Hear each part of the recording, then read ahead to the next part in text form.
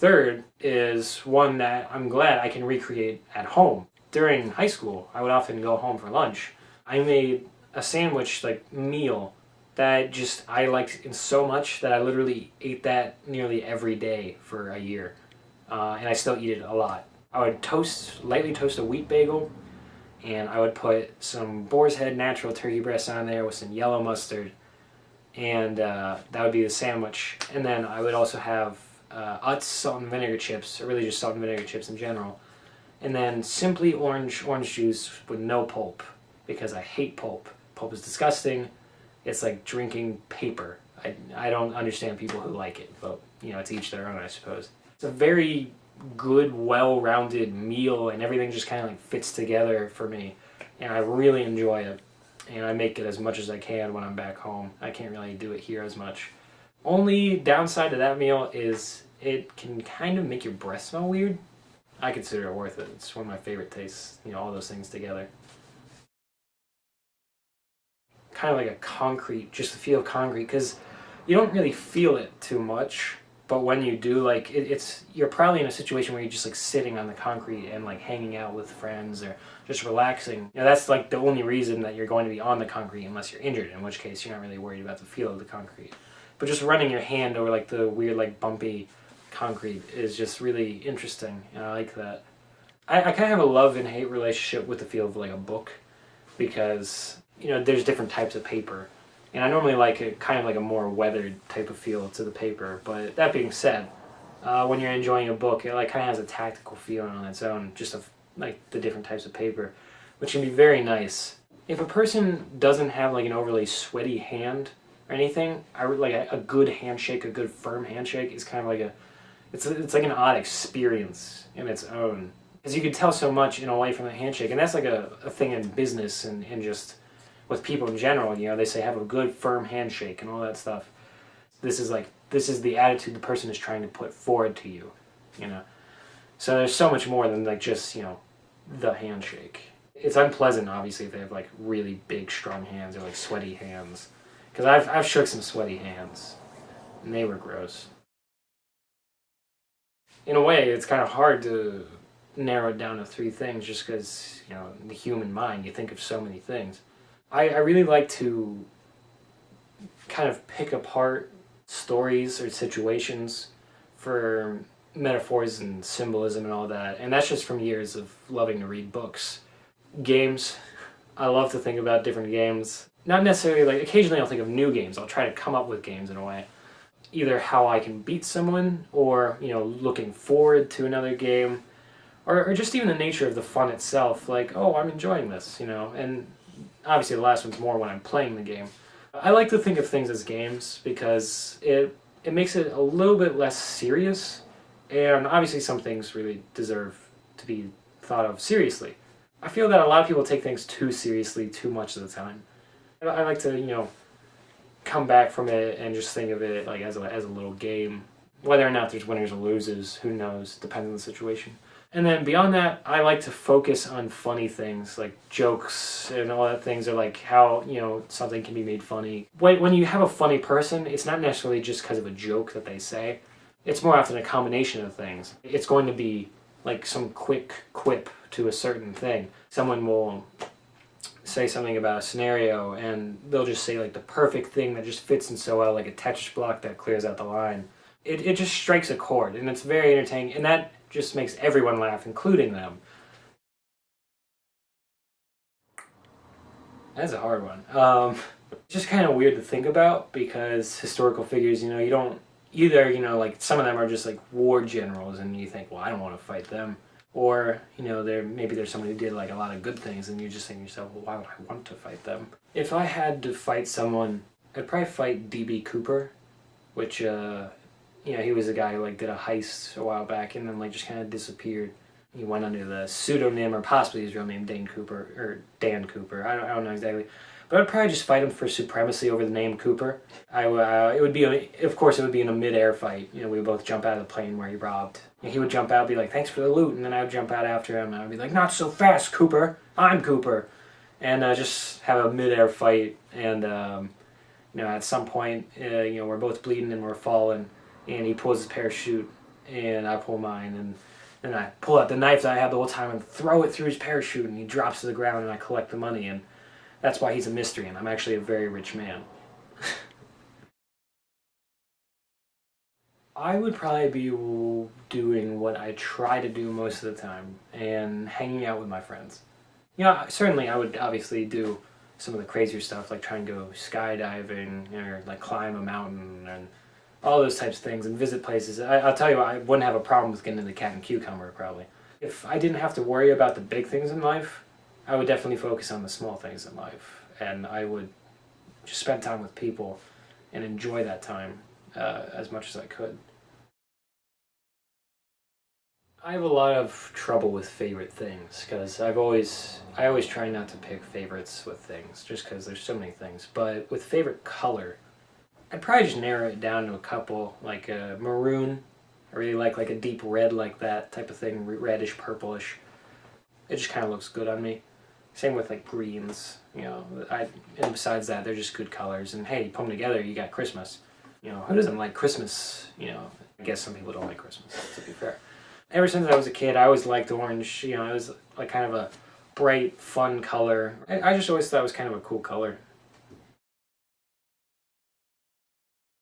I always kind of struggle with this just because I've played a game with this. So like I've thought of so many different superpowers. There's a few different that I think are really cool. Obviously the generic ones like are pretty cool, like flying or super strength. I mean, those are cool in their own right.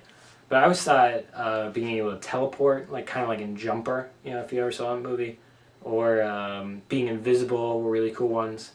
Ice or fire powers, those are just like really cool ones. If you want to go like completely off the wall, there's some like lower down superpower called or superhero called the Doorman or just Doorman or something, whose ability is literally to be able to open up any door. Well, like upon first look and in the comics, like he's obviously a much lower superhero because like that's pretty specific and not very useful.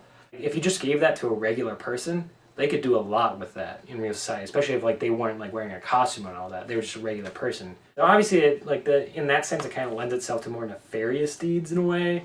But I mean, I suppose you could be a cop who, you know, is like, try and get us, Officer Marsh. We are behind a locked door. I'm like, no, you're not. Two things that I always do. One is much more simple question. It's don't tell me like, you know, like say I'm in college. I say don't tell me your major. You know, I don't care about that. No one cares about that really. Tell me something that you wouldn't normally tell a stranger. And then in addition to that, like maybe once I know a little bit more, I came up with a game one time. Me and a friend of mine, Kafil, we were just bored in the car. I asked him, "Hey, you want to play a game?"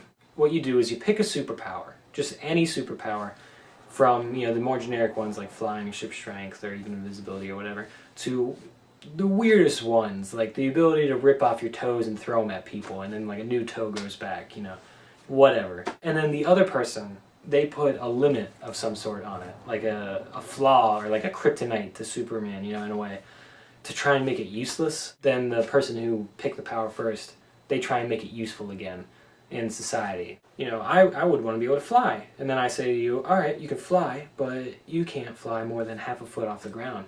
And they say, all right, well that sucks, but you know what? I don't have to be a superhero. I'm going to be a magician.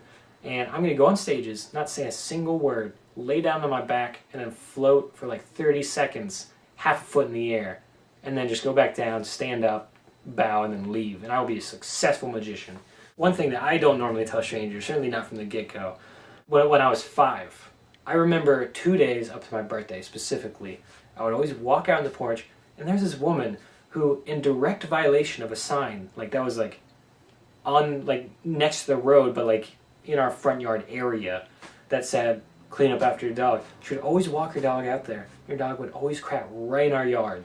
And like obviously as like a 4-year-old, I wasn't like overly indignant about it. I was just like, that's not, you know, follow the rules. But she would always walk by and her dog would crap in the yard, and I would see it every day, and I would like go past it just like, whoops, don't step on that. And then on my 5th birthday, I got a new pair of shoes. When you're 5, like just about everything's exciting, and I was flipping my crap over these brand new pair of shoes. Just like, yeah, these are awesome. And my grandma was in the house, like supposed to be watching the kids, but I was like, Grandma, I'm going outside. I'm gonna, you know, go play in the yard or whatever. And she's like, all right, that's fine. I got out and I'm like, got new shoes, I'm 5 today, yes! Right on our, like, not on our porch obviously, but like on the walkway, like up to our porch on the sidewalk in front of our house. There's just a humongous piece of crap, and I stepped directly in the center of it on my new shoes. It's like, I got 5-year-old size feet here, so like it's like practically around my shoes, and like, oh my gosh, almost like a upset adult, just like, oh, what do I do now? Great, my shoes. And I was like, what's the most efficient way to clean this off? Where like I don't have to bother anyone, and I could just go back to playing. So of course I just walk back in my house. Walk up the stairs, like over carpet, mind you, so there was definitely crap on the carpet, to the bathroom. I just shoved my foot in the toilet, and I flush it. It did a good job, like a bunch of rushing water. It like cleaned off my shoe mostly, but it also got my foot stuck. So at this point, like it was my 5th birthday, got new shoes, stepped in dog crap, got my foot stuck in the toilet, and this was a little bit too much for the emotional, mental levels of a 5-year-old. So I just start crying. I was like, Mom, Grandma! And like my grandma's just like, what is it? I'm like, I'm stuck in the toilet! And she comes and, they both come and they're able to like pry my foot out of the toilet and console me. I mean, which didn't take much. She just had to give me like a lollipop. But it was just a very entertaining story. 5-year-old me was kind of a weird guy. And so, yeah, that's something I don't normally tell a stranger. This is Barnell's T. Dinkles, my koala. Hey, Barnell's. Why do you have a koala anyway, Cooper? And then I'll just dodge that question. Part of me wants to say like kind of like a rapture type of deal with God or, a deity, just like wiping it out just because like, what, I'm done here. I had my fun with this planet, but it's getting a little crazy. Besides like some type of rapture scenario, I feel like it would be actually very slow. Just the population starts getting a bit smaller. Like right now we've been booming for a while. If you think of it evolutionarily, it'll just kind of be like a slow fade out of this race, like where just kind of things mount up and both the things we've done and also the things that nature presents just kind of converge. Even though humans are like probably one of the most adaptable, biological races on Earth, we just get to the point where all those things stack up against us and it's a little bit too much and it just kind of goes downhill. And then besides that, there's like inevitable heat death of the universe. I probably just miss the ability to have like casual fun interactions because say like the world's ending, like there's some catastrophe, like say it's like a zombie apocalypse, people occasionally like laugh or like have fun or play, but you don't see people just hanging out and enjoying themselves and having a good time. No, you see like the struggle as they beat back like a disease or like enemies or something, and the fight and all that. Like it's not living anymore, it's survival. And so I suppose the number one thing I would miss would be life. I definitely probably wouldn't miss the stress that does come with civilization, because obviously you might say it's worse in a end of the world scenario because that's a life or death kind of stress. I suppose big things like job, mortgage, college, grades, what other people think of you. I find that tends to be the things that are like really stressful and things I don't really like to think about. Even though I would miss all the little things that are afforded to me because of these scenarios, I would definitely not miss the stress of college and grades and a job and all that. It's hidden in the beginning, but you can only find it at the end.